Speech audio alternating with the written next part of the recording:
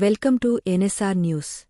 Madam మమ్మల్ని torture చేస్తుంది అంటూ కస్తూర్బా గాంధీ పాఠశాలలో ఎండలో కూర్చుని విద్యార్థినుల ధర్నా. మేడం మమ్మల్ని టార్చర్ చేస్తుంది. స్నానం చేస్తుంటే ఫోటోలు తీసి ఎవరెవరికో పెడుతుంది. చదవకపోతే గొంతు పట్టుకుని పైకి లేపుతుంది అంటూ ఆవేదన వ్యక్తం చేస్తున్న విద్యార్థినులు.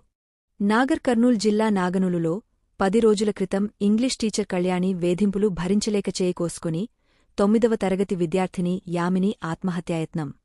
10 రోజులైనా టీచర్పై ఎలాంటి చర్యలు తీసుకోని అధికారులు. దాదాపు 3 గంటల నుంచి తరగతులను బహిష్కరించి ధర్నాకు దిగిన విద్యార్థినులు.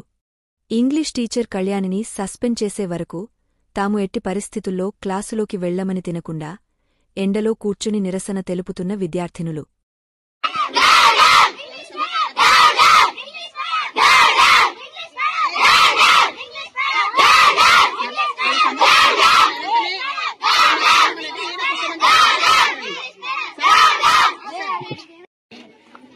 అన్నా మేమైతే చాలా సఫర్ అవుతున్నాం మేడం వల్ల. ప్రతిసారి ఎవరి మీద కోపం తీసుకొచ్చి మా పైన చూపిస్తుందో లేకపోతే మా మీద కోపం మా పైన చూపిస్తుందో తెలియదు. కానీ మేడం వల్ల మాత్రం మేము చాలా సఫర్ అవుతున్నాము. మేడం మాత్రం మమ్మల్ని అందరినీ ఫుల్ టార్చర్ చేస్తుంది.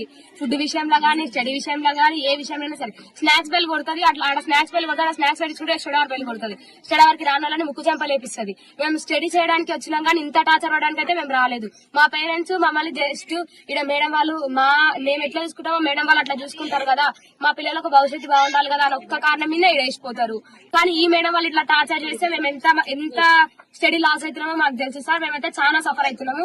స్నానాలు చేస్తుంటే స్నానాల కాడ ఫోటోలు తీస్తుంది. మేము ఒక 1 minute లేట్ అయ్యి వస్తే నేమ్స్ రాసి ఎవరికి పెడుతుందో ఫోటోస్ తెలియదు, కానీ ఎవరెవరికో ఫోటోస్ పెడుతుంది. వీళ్ళు ఇట్లా చేసిరు, వాళ్ళు అట్లా చేసిరు అని. గర్ల్స్ కనుక చాలా ప్రాబ్లమ్స్ ఉంటాయి సార్. ఆ ప్రాబ్లమ్స్ కూడా మేడం అర్థం చేసుకోవాలి. మేడం ఒక గల్లే కదా సార్, మేడం అర్థం చేసుకోవాలి కదా. ఆ ప్రాబ్లమ్స్ మాత్రం మేడం అర్థం చేసుకోదు. ప్రతిసారి మమ్మల్ని సఫర్ చేస్తుంది. ఒక అమ్మాయి చదవకపోతే అమ్మాయి గొంతు పట్టి పైకి లేపిందంట. అట్లా చేస్తే మనకు కరెక్ట్ అయినా సార్. మేడం కూడా ఒక స్టూడెంట్ స్టేజ్ ఉంటాయి కదా, టీచర్ స్టేజ్ వచ్చింది. మా బాధలు కూడా మేడం అర్థం చేసుకోవాలి కదా.